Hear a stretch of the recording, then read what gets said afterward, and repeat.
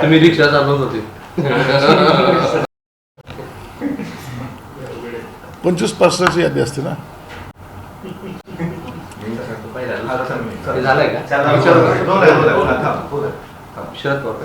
शरद पवार वारकरी संप्रदायावर त्यांनी एक भाष्य केलंय.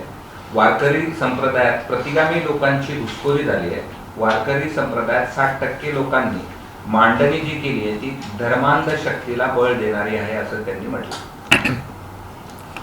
वारकरी संप्रदायामध्ये दरवेळेला तुम्ही जर पाहत असाल तर अनेक जाती धर्माचे लोक असतात.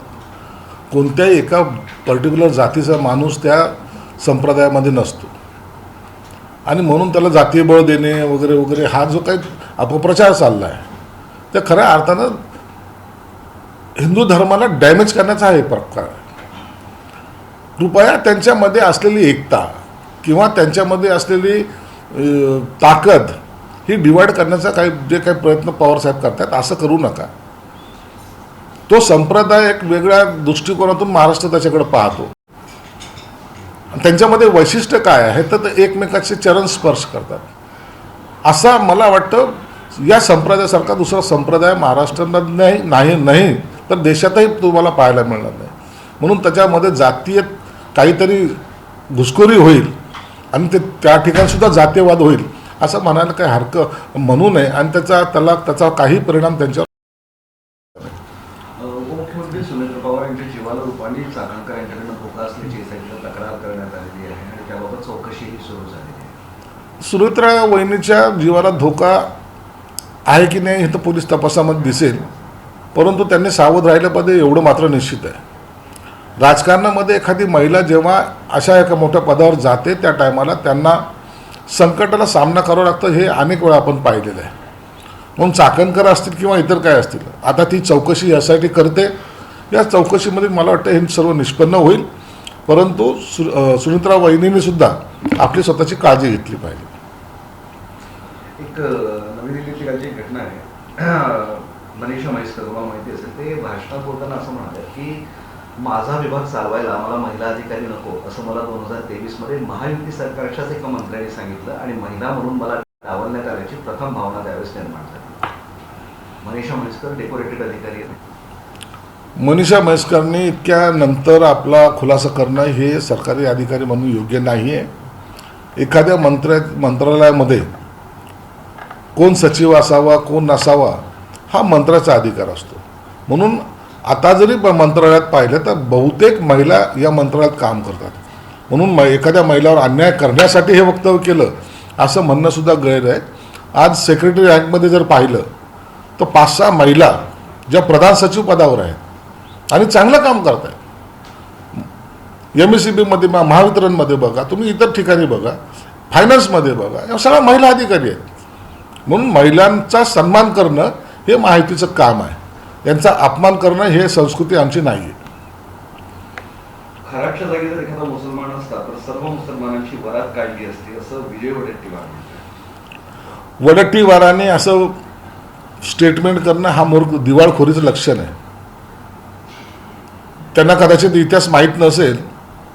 अनेक बाबा हिंदू धर्मीय आताही जेलमध्ये आहेत, अशाच प्रकरणात आहेत आणि ते वर्षानुवर्ष जेलमध्ये आहेत. माझ्या माहितीप्रमाणे 2012-13 पासून अनेक महाराज जेलमध्ये आहेत. आता मागच्या वेळेला तो जेलमध्ये गेलेले. म्हणून जाती धर्मावर आधारित हे प्रकरणाला घेऊ नका. हे बलात्कारी लोक असतील किंवा हे जे फसवणूक करणारे भोंदू बाबा असतील, हा कोणत्याही जाती धर्माचा असला तर त्याची जागा ही जेलमध्ये असते. म्हणून विजय वडेट्टीवारांनी पहिले तो ग्राफ घ्यावा की किती लोक जेलमध्ये आहेत आणि ते कोणत्या धर्माचे आहेत. म्हणून मुस्लिम आणि हिंदू हे करण्यापेक्षा बलात्कारी याला सजा झाली पाहिजे या भूमिकेत त्यांनी असलं पाहिजे. नाशिकमध्ये लैंगिक शोषण आणि धर्मांतराचं प्रकरण झालं ते देशातलं सगळ्यात मोठं असल्याचा संशय आहे. त्यामुळे NIA, ATS आणि CBI सगळेच या प्रकरणाची चौकशी करण्याला सुरुवात करतात. या कॉर्पोरेट सेक्टरमध्ये ही लागण जी लागलेली आहे ना, आता मी मंत्री गिरीश महाजनचं सुद्धा स्टेटमेंट पाहिलं. ही जी लागण लागली ह्याचा परिणाम कुठपर्यंत गेला, किती खोलवर हे रुजले गेले, ज्याची खऱ्या अर्थाने चौकशी झाली पाहिजे. महिलांना अनेक ठिकाणी जॉब जो हवा असतो तो ऑफिशियल जॉब हवा असतो, त्या फील्डवर फिरत नाहीत. म्हणून अशा जॉबला ज्या काही महिला ठेवल्या जातात त्यांच्यावर अशा प्रकारचा जर अत्याचार होत असेल तर याचं प्रमाण किती आहे हे एकदा शोधलंच पाहिजे. आणि महिला जर मग त्या ऑफिसमध्ये सुरक्षित नसतील तर त्यांनी जॉब करावा कुठे, हाही एक प्रश्न आहे. लव्ह जिहादचे प्रकरण आपण पाहिलेले आहेत. आता हा नवीन धर्मांतराचा नवीन प्रकार हा समोर येतोय. म्हणून याला सरकारने सुद्धा गांभीर्याने घेतलेलं आहे आणि सगळ्या एजन्सी याच्यावर काम करत आहेत. अजितदादा आणि शरद पवार एकत्र होते, दोन्ही राष्ट्रवादी एकत्र. उद्या शरद पवार जयंती सुनेच्या प्रचारावर जातील असं नाना पटोले म्हणाले. दोन्ही पवार एकत्र होते, नंतर विभक्त झाले.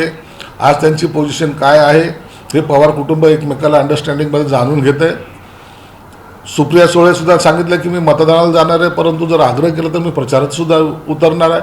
म्हणून या पवार कुटुंबामध्ये आता विघ्न टाकायचं काम आपण इतरांनी करू नये. त्यांचे ते राजकारण म्हणून त्यांचा काय निर्णय घ्यायचा हे पवार कुटुंब ठरवायला सक्षम आहे.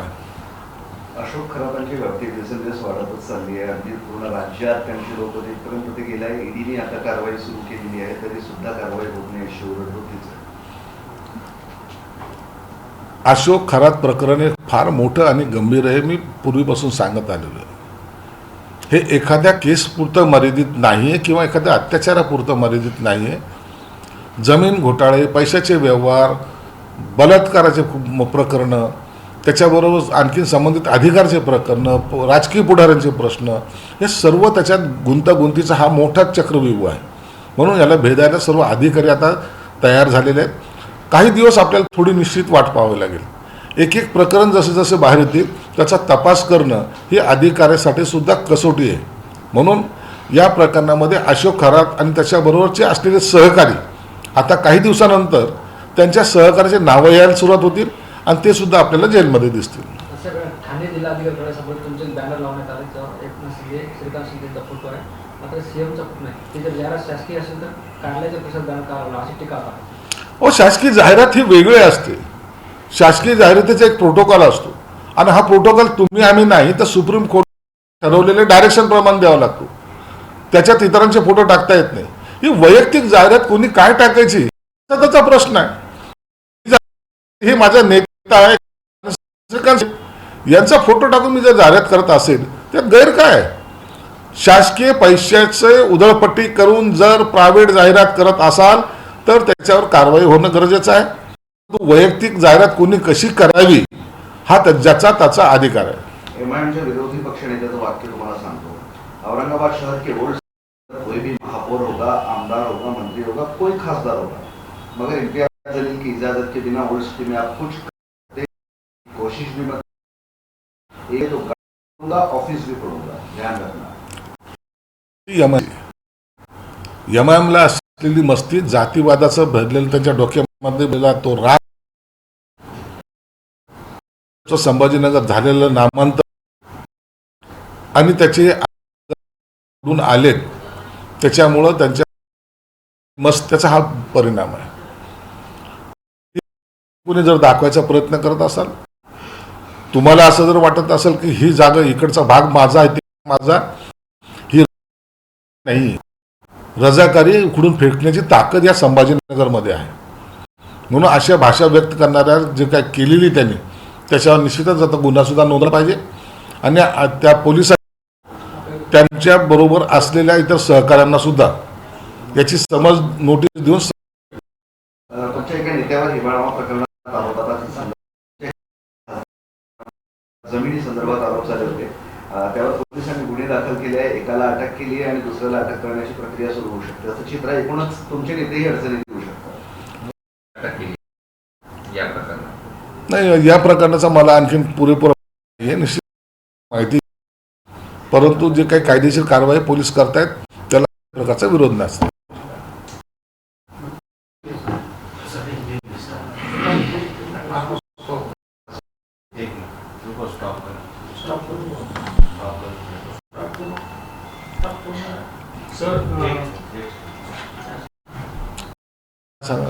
चहा सांग. भारतीय जनता पार्टी ने किया है जिसमें प्रतिमा 3,000 रुपए और 6 महीने से लागू होगा सरकारी नौकरियों में 33% ऊपर। इलेक्शन के दौर में भाजपा ने जो किए उसकी अमल बजावनी भाजपा जरूर करे। ये प्लाट नहीं हो रहा है, ये बिहार में महाराष्ट्र में हमने भी जो इलेक्शन में घोषणा की थी हमने भी उसकी परिपूर्ति की है।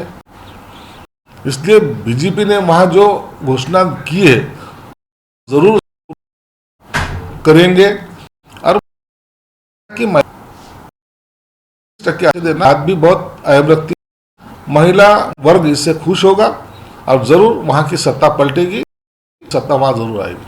इलाहाबाद हाईकोर्ट के जज जस्टिस यशवंत वर्मा जस्टिस ने अभी लास्ट मोमेंट शायद उनको लगता होगा कि इसमें अपन ने गड़बड़ी की है, धांधली की है, इसलिए उन्होंने रिजल्ट होगा, लेकिन वो खामोश क्यों बैठे इसका जवाब भी पड़ेगा।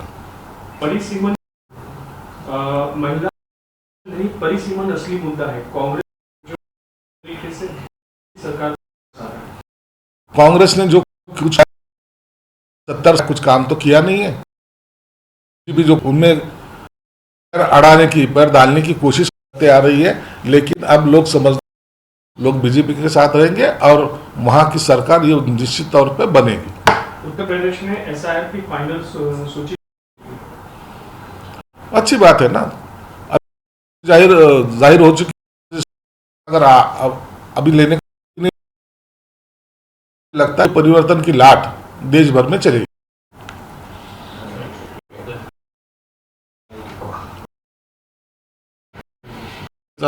जी गोष्टी माहिती नसतं त्याच्यावर बोलायला माहित नसलं त्याच्यावर आता हे परिसीमन काय असतं ते मला नाही माहिती। ये जो लोकसंख्या है ना, जनगणना उसके से जो लोकसभा क्षेत्र और विधानसभा क्षेत्र ये